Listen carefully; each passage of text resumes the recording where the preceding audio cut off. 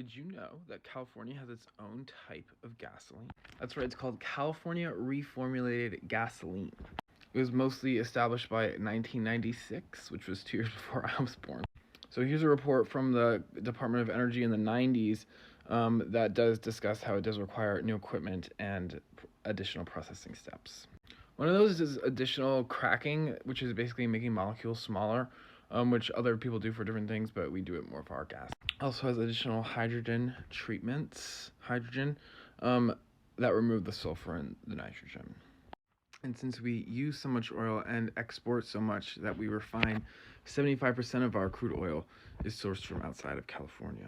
And we don't sell them California reformulated gasoline, we just refine oil that meets their standards.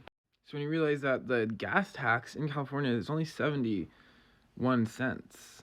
So it doesn't really make sense when this guy, Steve Hilton, is coming in saying he's gonna get you $3 gas when it's like $6.91 minus 71 cents. Where is that 3 coming from? Is he just gonna pay for everyone's gasoline? The state of California is gonna pay for it? Because I've talked to people across the spectrum, and the people that were around before the standard went into place, and they don't ever want to go back to a time when it was so dark you couldn't see the mountains. That's their words. So what can a governor do to lower your gasoline prices? Places like Arizona have had their own special fuel standards since 1998. Shout out. And so what a governor could do is convince other cities to adopt our state's fuel standards, thereby increasing the demand and then increasing the number of people. There's a very tight market. And while we're losing refining capacity in California, nowhere else in America do they make our fuel, but apparently other countries do. Like, these people apparently make our gasoline, and we're importing that. Now, work has been done with algae that could be put on a tailpipe along freeways that can recycle fuel.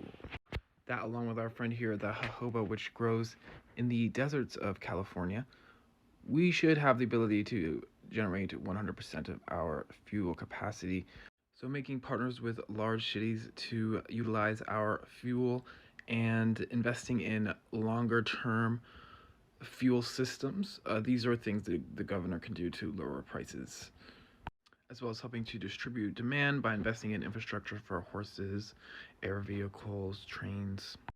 So now the question remains, in places with such low population densities, should their fuel be held to the same standard as in our highly dense cities? Or should we allow them to buy regular American gasoline? What do you think?